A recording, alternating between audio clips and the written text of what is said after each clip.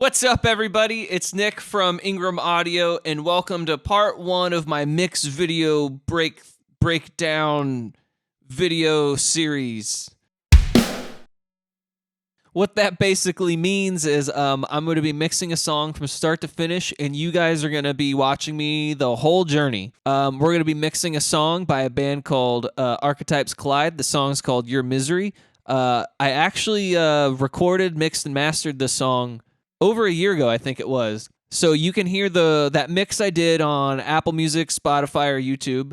But yeah, it should be fun to dive back into the song. I had a great time mixing that EP. It was a really fun one to work on, so I'm really excited to dive back into it. So let's jump on into this project and get started. I'll give you a little breakdown of everything I have so you guys are on the same page. At the top up here, I have the MIDI already programmed app for the kick, snare, and toms. When we recorded the song a year ago, I think it was, I used an early version of Drum Daddy on the kick, snare, and the toms, so the MIDI was already there, so I just brought it over from the other project, and I'm going to use that as well.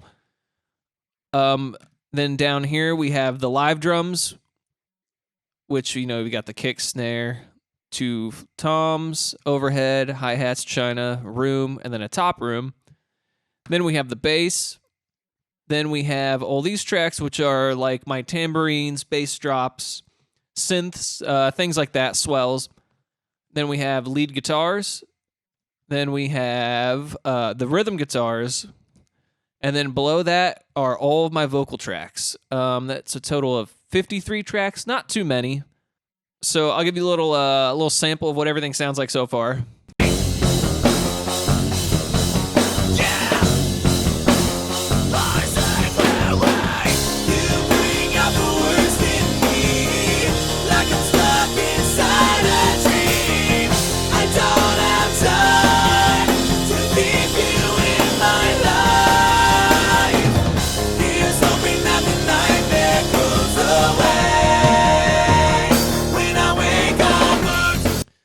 So that's what it sounds like. It's pretty raw. Like I said, there's nothing on there. So we're going to make this sound awesome. The first thing I'm going to want to do is I'm going to mute everything that's not a drum, because I'm going to start with the drums, because those are the backbone of the song, and I need some good sounding drums on here. I'm not going to use the actual kick, snare, or rack tom mics, the closed mics. If I remember correctly, when we recorded the song, I had no intention to really use those microphones, so I didn't put a lot of work into making them sound good, because I knew I was just going to throw samples over top of the shells, and I was only going to use the overhead and the room mics and the hi-hats and all that stuff. So I'm just going to turn those down for now. I don't need those. So all I have right now going is my overhead, rooms, hi-hats, and all that stuff.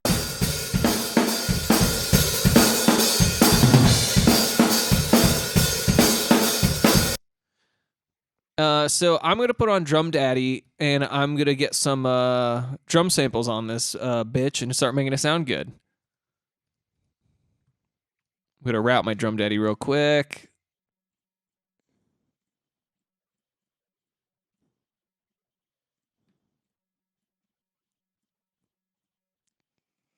All right, so I got my Drum Daddy routed. I have it on there. Let's see what it sounds like with Drum Daddy.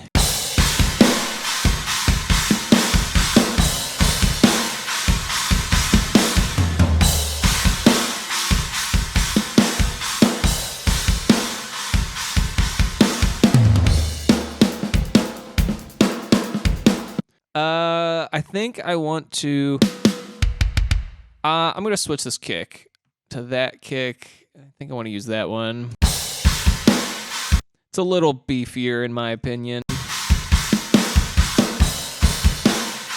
Okay, so I'm just going to listen to it and kind of get the levels kind of sitting where close to what they're going to be. Obviously, they're all going to change, but just to get a good grasp of what I have going on, I'm going to try to get the levels a little consistent.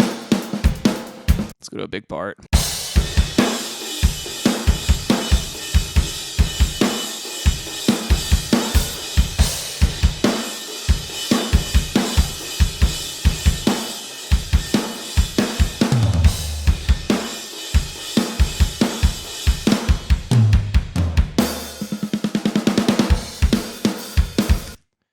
cool. It's already sounding not bad.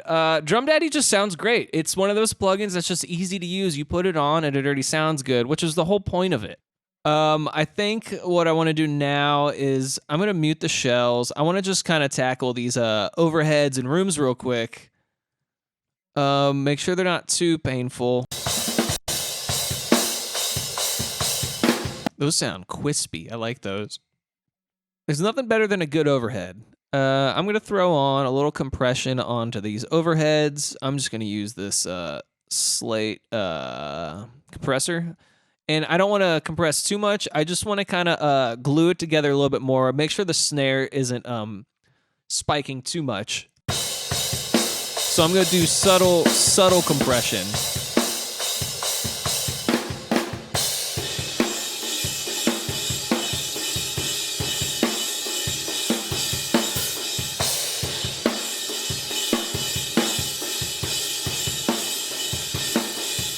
Yeah, that sounds much better. Honestly, that was all I needed to do for that part. I'm going to cut a little bit of the lows out.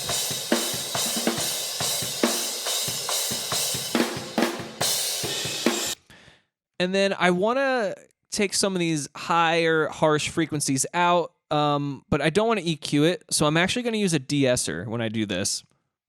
I'm going to use this de-esser right here. I feel like this always just works better for me. Other people probably don't like it. First thing I'm going to do, I'm just going to remove these bands. I'm going to put this at 0. Switch this to overheads.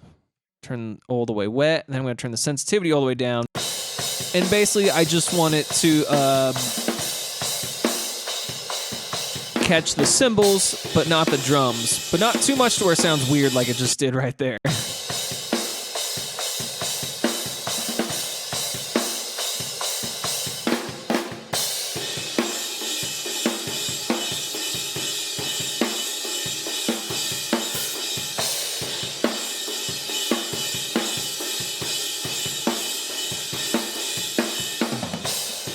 Hear a hi-hat part.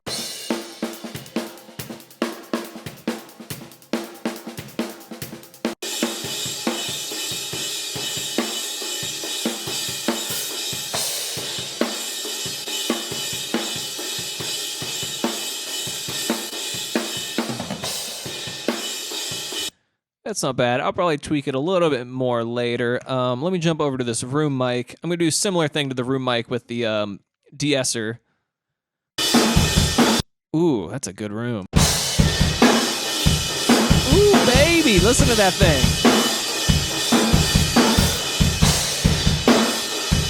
First thing I'm going to do is cut a little bit of these lows out of this room.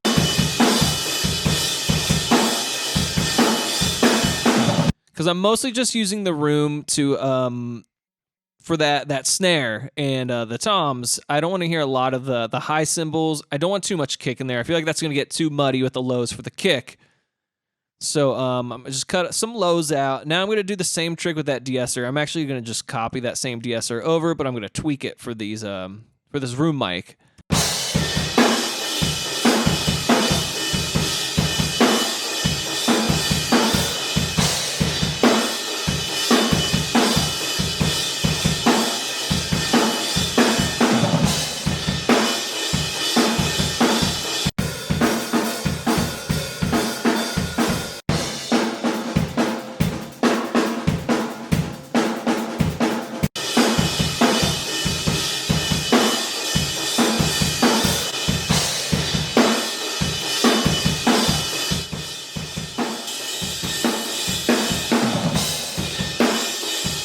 That should be good for now. As far as the hi-hats, I'm probably just going to do a pretty big high pass on these for now. I'm not going to get crazy with this.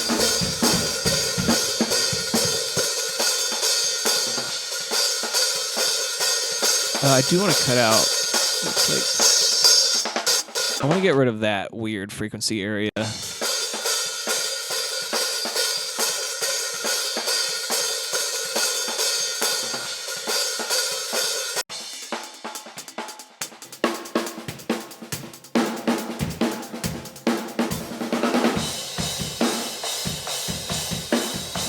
Cool. And then the China mic, I'm I'm not going to use a lot of this, so I'm just going to automate it up when the China's being played, which is only a couple parts in the song.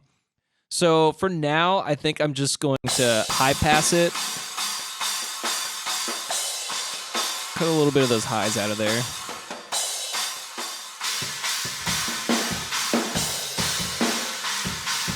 And then this other room, let me hear this last room I got.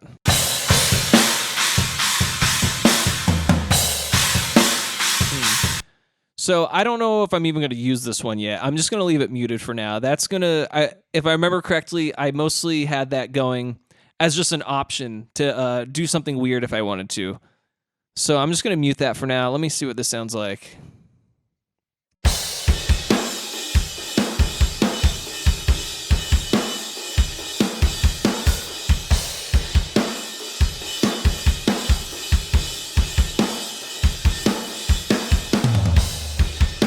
I'm going to send all these drums to a bus. So then I can start adding in the stuff that's going to make these really juicy. We want some girthy, juicy drums. Jump over to that drum bus I just created. We're going to call it Drum Bus 1, baby.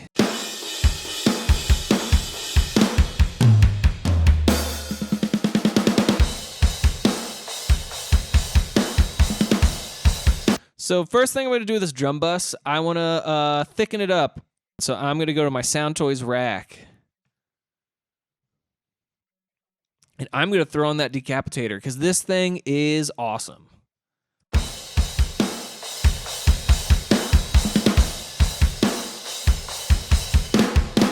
And basically all I'm going to do with it is I'm just going to turn up the drive and get a little more like pump out of it. I want to mess with the output so that it's not getting louder. So I'm going to want to check it, make sure it's the same volume. Like right now, it's perfect.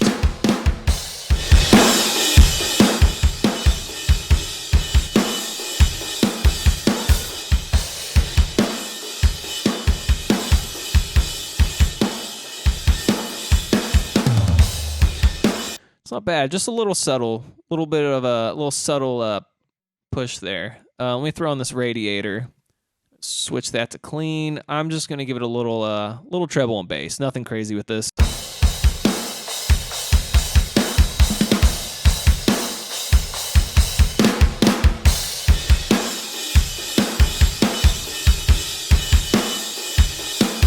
Turn down these cymbals.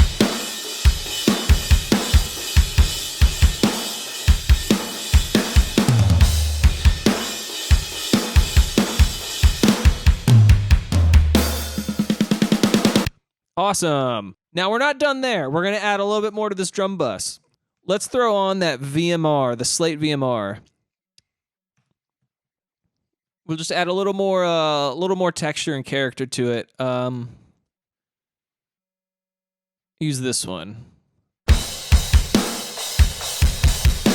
It's too much.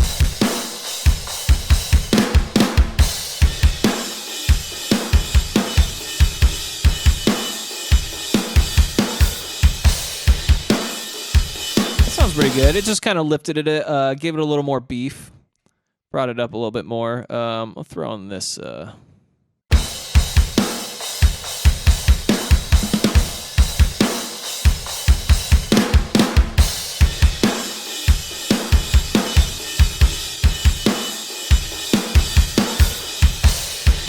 Those were pretty much just very subtle little changes in the drum sound, but it kind of brings it up a little more, brings it a little more to the forefront and a little punchier, in my opinion.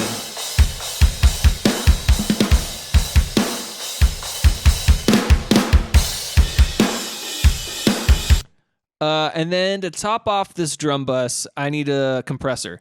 So I'm going to use, what do I want to use for, I have no idea what I'm going to use. Let's try this thing. I don't really use this. Looks pretty cool, though. Let's try it.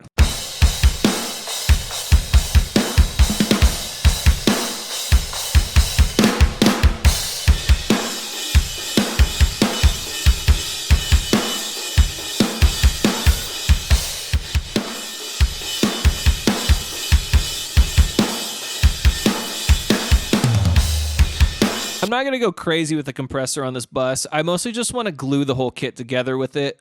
So I'm not going to add tons of compression, and I'm going to keep the attack pretty slow so it still has that power.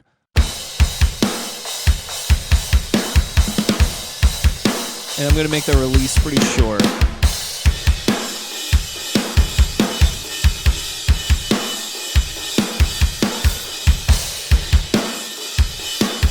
So I got my main drum bus now sounding pretty juicy, pretty much where I want it to be.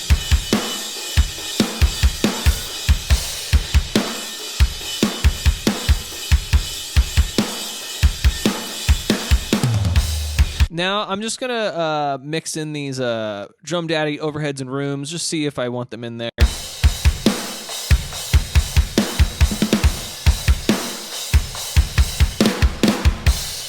I'm always going to want them in there. They sound so good. Awesome. Okay. Now what I want to do is I want to highlight all of my drum tracks, and I'm going to send all these drum tracks to a second bus. Turn all these up. This is going to be my drum bus 2. And with this one, I'm pretty much just going to squash the living piss out of it. I'm going to use this VMR, and I'm going to jump over to this bad boy. And I'm just going to squash it, but still keep it a little snappy, I think.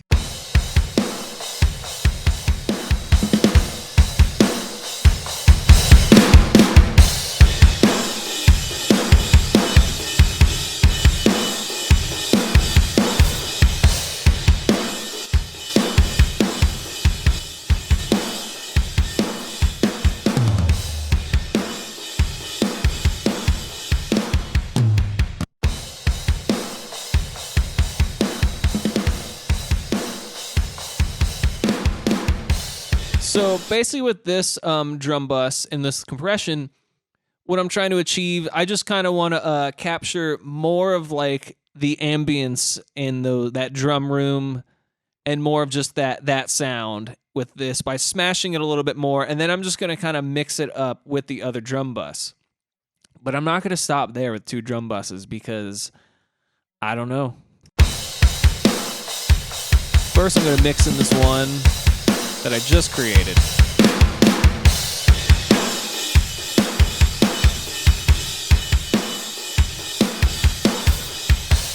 I'm actually going to go back to these drum buses I just made. These were this row right here was what was sending to drum bus 2. I'm going to turn the overheads down. The overheads, hi-hats, and chinas down on this so that drum bus 2 is getting more of just the shells in the room.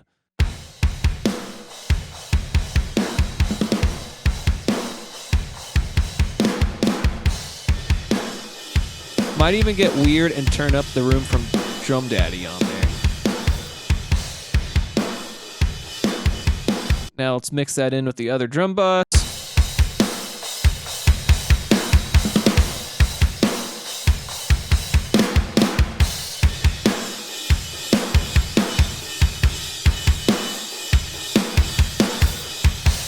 That's already sounding a lot better. I'm really happy with that so far. And then to top this all off, I'm going to send just the shells to a third drum bus. And this is going to be one where I probably don't put anything on them. This is just going to be my dry drum bus. If anything, might EQ it a little bit, add a little high end if I need to, but who knows?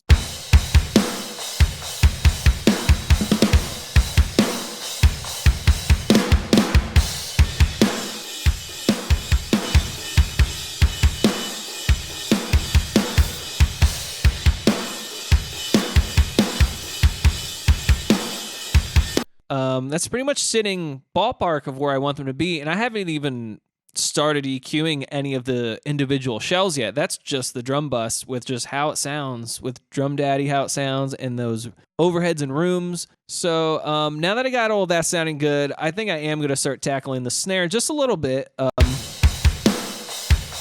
at the EQ of the snare. Make this a little juicier. Where's that at?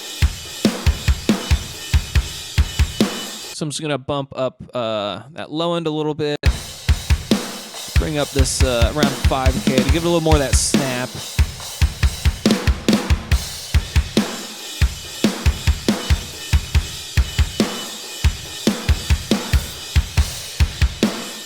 Cool. I'm actually going to throw on Waves R bass. And I'm not going to use a lot of it. I'm going to probably turn this to around...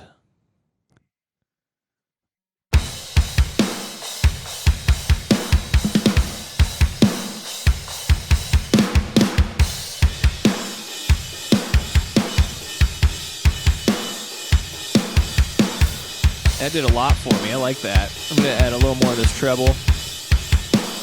Actually, let's open up that VMR after that R bass. I'm just going to throw a quick EQ on here. Just give it a little more of that high-end sizzle.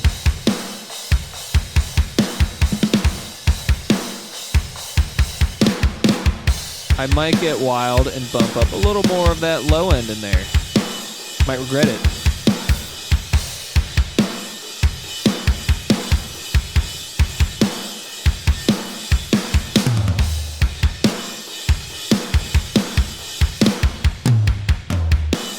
Nice. One thing to top off this snare, I'm going to try. Might not like it. I'm going to try using this transient transient sharpener. It sharpens the transients, shapes it. Just gonna try adding a little bit of attack. Nothing wild.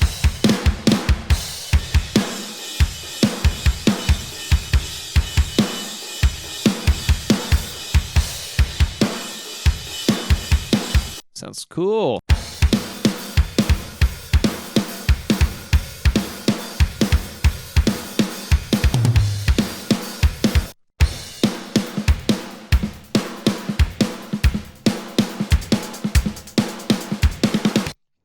Super cool. Okay, I would say the next step I need to do now is get this bass sitting in here and get the bass sounding juicy. So we got to create a bass tone. Let me hear this bass with nothing on it right now.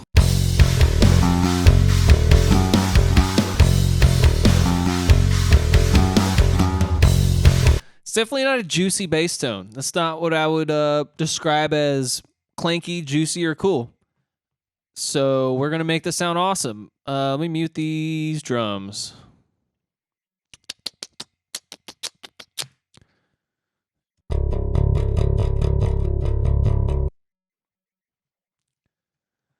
Okay, I'm going to open up for my bass tone. I'm going to use bias effects. I'm going to be blending two amps together to create the bass tone I want. It's not going to be this one. Let's go and replace this first amp. Let me turn it on. Actually, let's just click on dual first. Replace.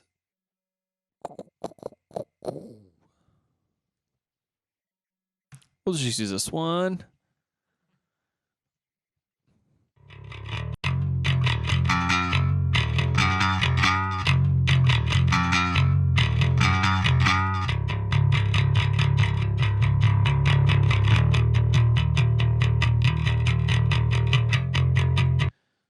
Not bad. A little flubby. We're not really there yet. But it's sounding like a bass now, which is good. Now I'm going to replace this other amp.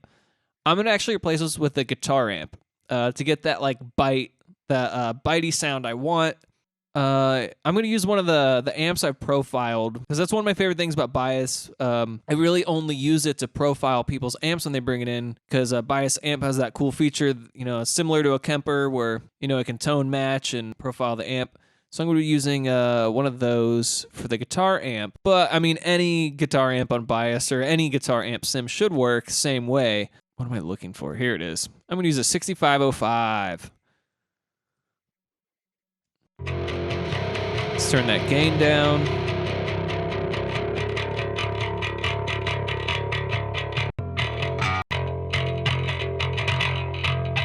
Turn up that treble. Make it a little clicky. Okay.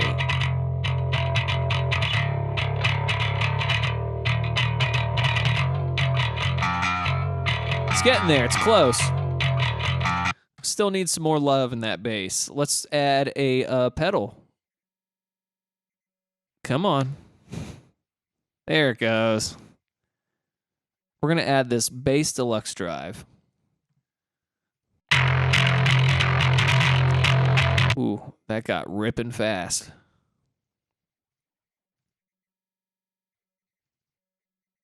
You got to double click it. Do you double click it or not? I can't figure this out. I click it once, nothing happens. I double click it, it opens another window. I don't know what's happening. Okay. Let's turn this blend down.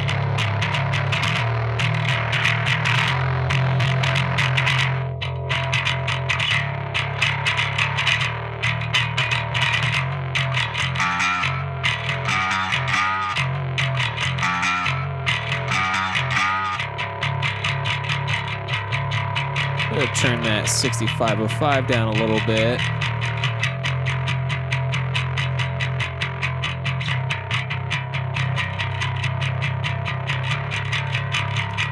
Let's see what we got going on with this bass cab. Let's switch that microphone on the bass cab.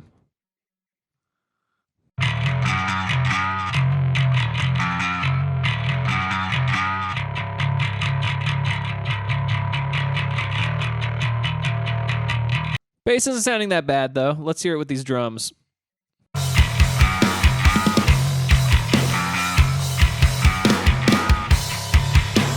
Not bad, we're close to where I want it to be.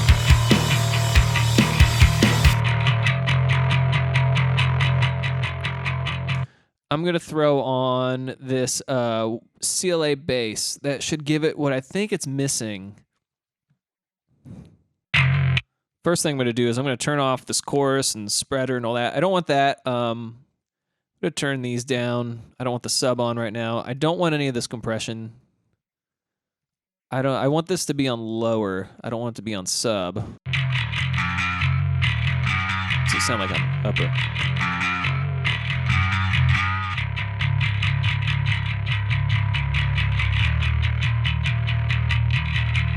And then what is?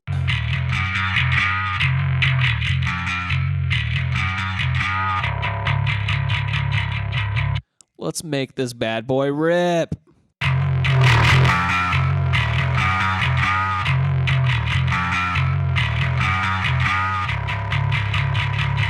There we go. That's sounding more like the kind of bass tone I want. It sounds almost like you're revving a chainsaw, like you're sweating just trying to get this bitch to start. I'm going to EQ a little of this frequency out. There's this little honky noise I don't like in it right now. I want to get rid of. Looks like it's around 2K.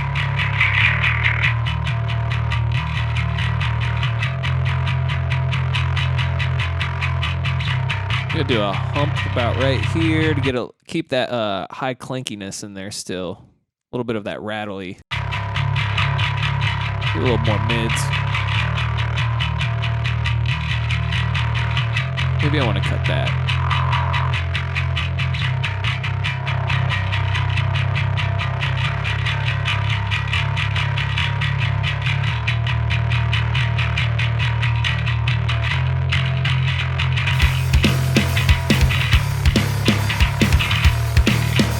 That's sounding better. That's sounding a lot closer to what I want. Next thing I'm going to do to get this bass to take it even farther and to get it to sound even better than this, I'm actually just going to duplicate this whole bass track, and then I'm going to copy that same bass down there. And one of these is going to be my low bass, and then the next one is going to be my high bass. It looks like I already had this named. So basically what I'm going to do is I'm going to... on my low bass, I'm going to EQ it so it's just the low subby frequencies. And on the high bass, it's going to be just the high mids, you know, the mids and the highs.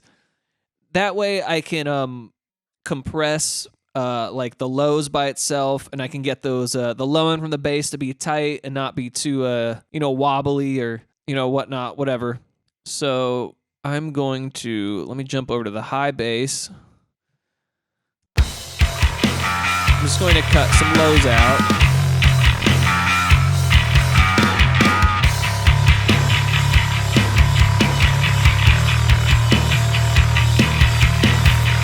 probably going to split it around 100-ish, 150, 140 maybe. It all depends on where it's sitting, the frequencies of the bass in the song.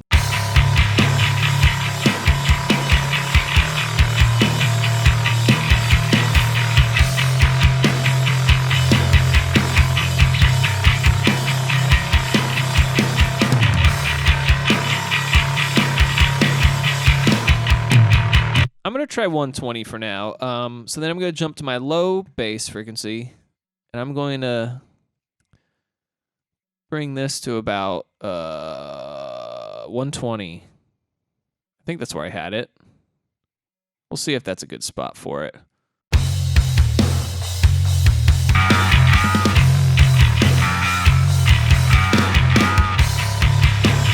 Cut a little of these subs out.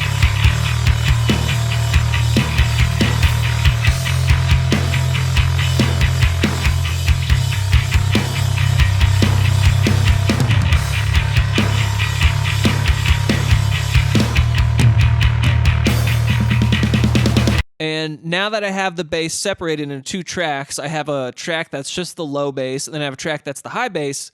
The benefit to this is I can now go in and I can compress just that low track, and it can just help tighten up that low end and tame it in the mix, and it's going to do a lot, actually. So I'm going to throw on just this compressor. It's a Logic one. Let me mute my drums and my bass. Here's some parts. Does that seem quiet? That's very quiet. Let's turn that up. Okay, so I'm going to turn off my auto gain, turn off auto. I don't know why it keeps turning those on. Let's turn up my ratio a little bit to around 4. I'm just going to basically pull back the threshold, make sure I'm not losing any volume here.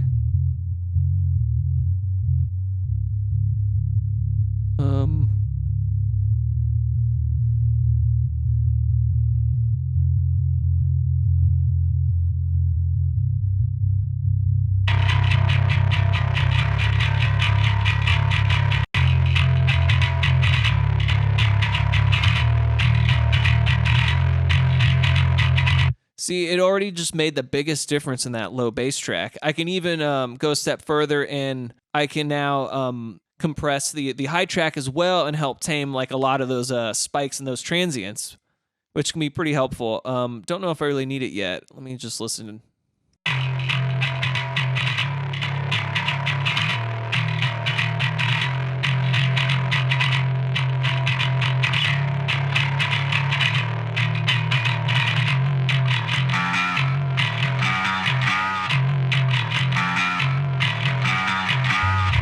Now that I got those 2 bass tracks good, each one's compressed, they sound nice and tight, I'm going to send both those tracks to their own bass bus. Well, actually, I lied.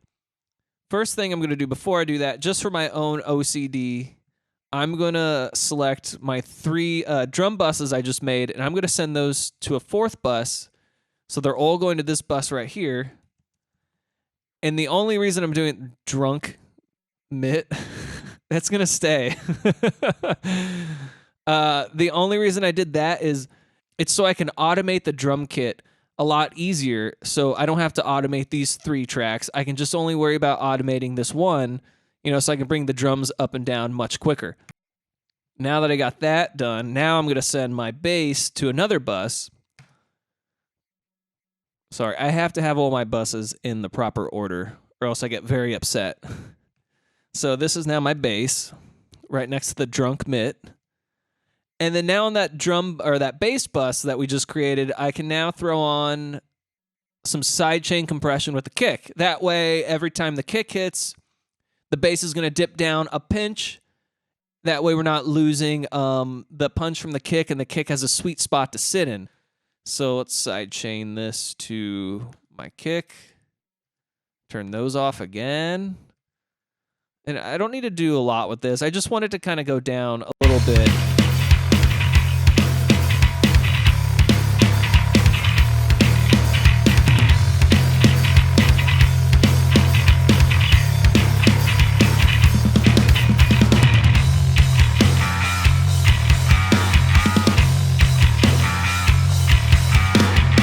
Cool. And then I think I'm going to just do a little EQ to this bass bus as well. I want to get out. There's a weird honky frequency I don't like in there.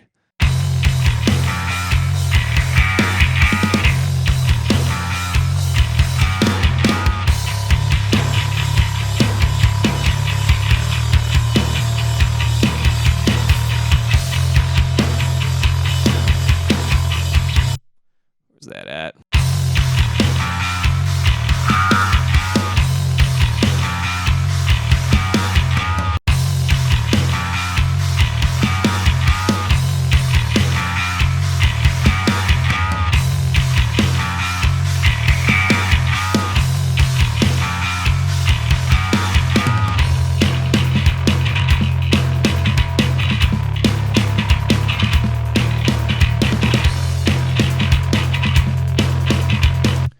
That's sounding nice. So I think I have the bass and the drums sitting in that sweet spot that I wanted.